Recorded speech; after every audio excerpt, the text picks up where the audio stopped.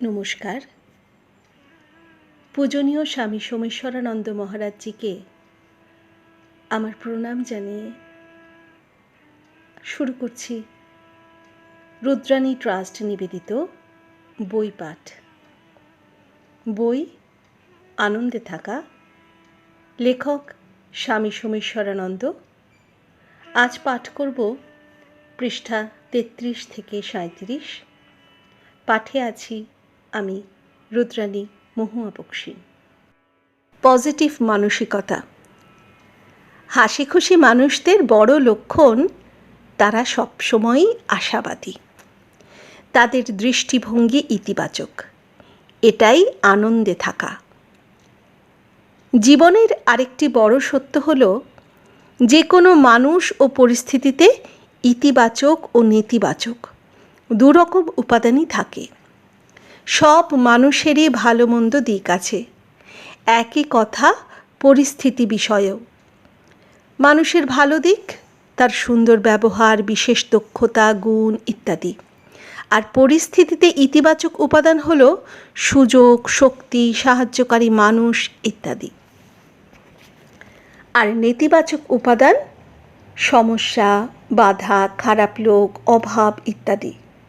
নেতিবাচক উপাদানগুলিকে গুরুত্ব দিলে আপনার মনে ভয় আসতে পারে, নিরাশা, দুঃখ ইত্যাদি। আপনার মন একে এড়িয়ে যাবার চেষ্টা করতে পারে। গোলাপ গাছে ফুল থাকে, কাঁটাও থাকে। ফুলের উপর জোর দেওয়া হলো ইতিবাচক চিন্তা, কাঁটার উপর নেতিবাচক। ফুল দেখলে মনে আনন্দ হয়, কাঁটা দেখলে দুঃখ। জীবনের এই বড় সত্যকে সব সময় মনে রাখবেন। আপনার মনে আনন্দ থাকবে কি না সেটা নির্ভর করছে আপনার দৃষ্টিভঙ্গির উপর, মানসিকতার উপর। অনেকেই অভিযোগ করেন দেশের অবস্থা নিয়ে। দুর্নীতি, হত্যা, ডাকাতি, ধর্ষণ ইত্যাদি নিয়ে তর্ক বিতর্ক চলে কফি হাউসে, ক্যান্টিনে, অফিসে। এমন কথা নিয়ে কিছুক্ষণ আলোচনা করে দেখুন তো আপনার মনের অবস্থা কেমন হয়।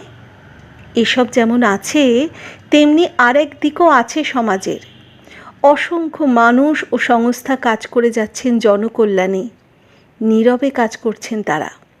গরিবদের জন্য, প্রতিবন্ধীদের জন্য, বস্তিতে ও গ্রামে শিক্ষা বিস্তার করছেন, চিকিৎসার ব্যবস্থা করে তাদের প্রাণ বাঁচাচ্ছেন। বহু সরকারি অফিস অন্যায়ের বিরুদ্ধে মাথা উঁচু করে দাঁড়িয়ে আছেন ইত্যাদি ইত্যাদি। এগুলি নিয়ে ভাবুন।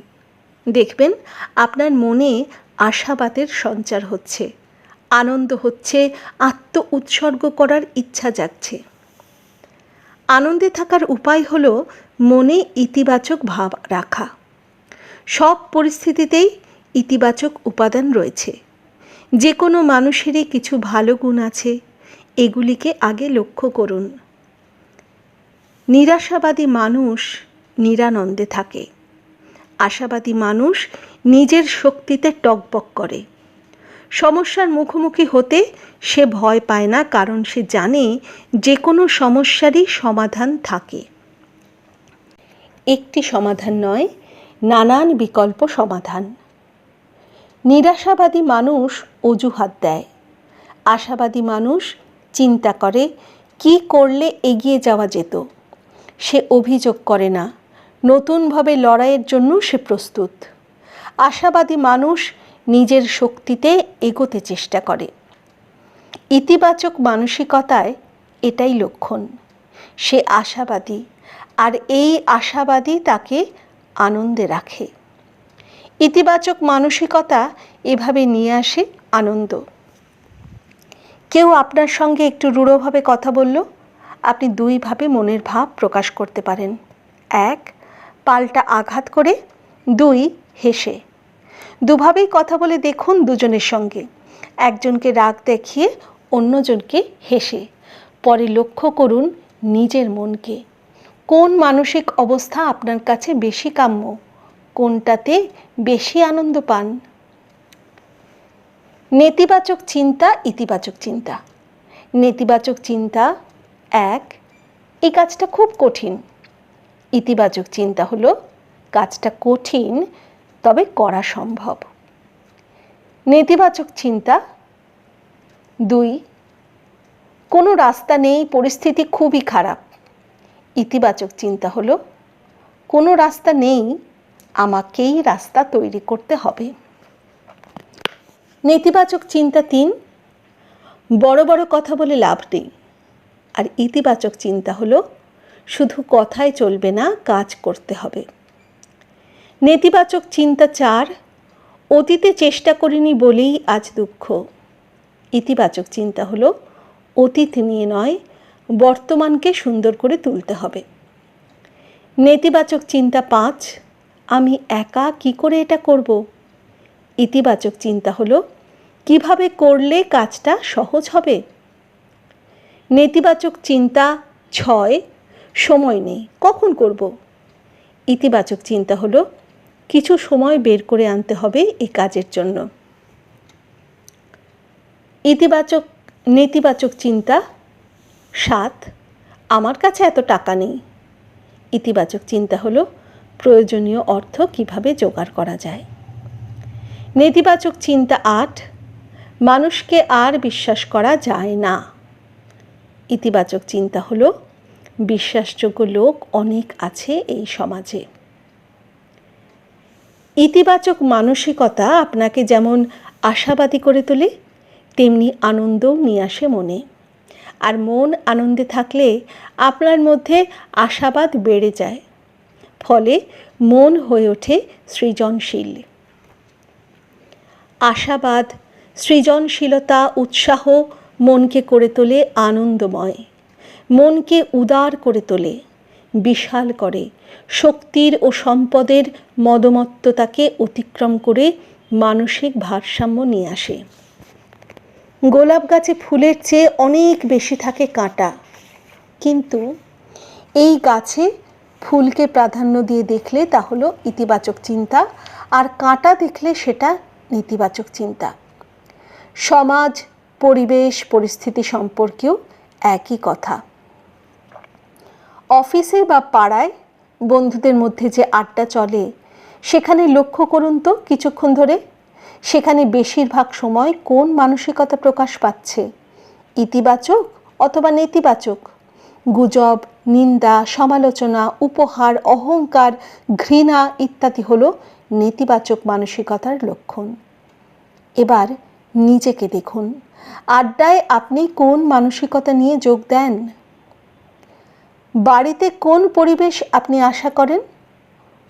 কোন রকম ভাব তরঙ্গ, ইতিবাচক অথবা নেতিবাচক? বাড়িতে সব সময় আনন্দের পরিবেশ রাখতে হলে কোন মানসিকতা আপনাদের সাহায্য করবে? আনন্দের খোঁজেই তো মানুষ ছুটছে, তার প্রতিটি কাজের পেছনেই রয়েছে আনন্দ পাওয়ার তাগিদ। বেশি টাকা উপার্জন, বেড়াতে যাওয়া, আড্ডা দেওয়া, টিভি দেখা, খেলা, নাটক করা, কবিতা লেখা, গল্পের বই পড়া, রেস্টুরেন্টে খেতে যাওয়া, আনন্দের খোঁজেই সেসব করে। জীবনের অধিকাংশ সময় সে আনন্দ চায়, অথচ তার জীবন নিরানন্দময় থাকে কেন? নেতিবাচক দৃষ্টিভঙ্গির জন্য। নিজের অজান্তে বা স্বজান্তে সে নেতিবাচক মানসিকতাকে প্রশ্রয় দেয়। বিনোদনের মাধ্যমে গুজব, উপহাস, বাস্তবতার নামে নিন্দা, সমালোচনা, বীরত্বের নামে অহংকার, ঘৃণা। নিজের অজান্তেই সে এরকম নেতিবাচক চিন্তা ও ব্যবহারকে প্রশ্রয় দেয়। নিরাপত্তার নামে নিজের চারদিকে পাঁচিল দিয়ে আমরা ওরা জগৎ তৈরি করে। বুদ্ধির নামে হিসেবি হয়, এভাবে সে নিজের মধ্যে নেতিবাচক প্রবণতা গড়ে তোলে। মনকে এভাবে নেতিবাচক চিন্তা ও ব্যবহারে টিউনিং করে তার জীবনটাই নিরানন্দময় হয়ে ওঠে। সিদ্ধান্ত নিন যে প্রতিদিন ইতিবাচক চিন্তা ও ব্যবহার বারবার করে আপনি নিজের মনে ইতিবাচক প্রবণতা জোরালো করে তুলবেন। মনকে টিউনিং করাবেন পজিটিভ মানসিকতায়। এবং এই কাজে প্রধান হলো হাসি। যখনই কারোর সঙ্গে কথা বলবেন, হাসি মুখে থাকার চেষ্টা করুন, বাকি কাজ সহজেই হবে। আপনার মানসিকতায় পরিবর্তন আসার কাজটা শুরু হয়ে যাবে। হাসি মুখে থাকার চেষ্টাটা প্রথম দিকে যান্ত্রিক মনে হতে পারে, অভিনয় মনে হতে পারে, তবুও এটা করুন। করতে করতেই এটা অভ্যাসে দাঁড়িয়ে যাবে। যে কোনো ভালো অভ্যাস, ভোরে ঘুম থেকে ওঠা, লোকের সঙ্গে ভদ্র ব্যবহার করা, মহিলাদের সম্মান দেখানো, কারোর কথার মধ্যে কথা না বলা, নিয়মানুবর্তিতা ইত্যাদি। শুরু করতে হয় জোর করে, ভালো না লাগলেও অভ্যাস চালিয়ে যেতে হয়। ধীরে ধীরে এটা অভ্যাসে পরিণত হয়। মন দিয়ে পড়া, শান্ত থাকা, মানুষের সেবা করা ইত্যাদি সব ভালো কাজই গোড়ায় কঠিন, কিন্তু অভ্যাস করে গেলে সহজ হয়ে আসে।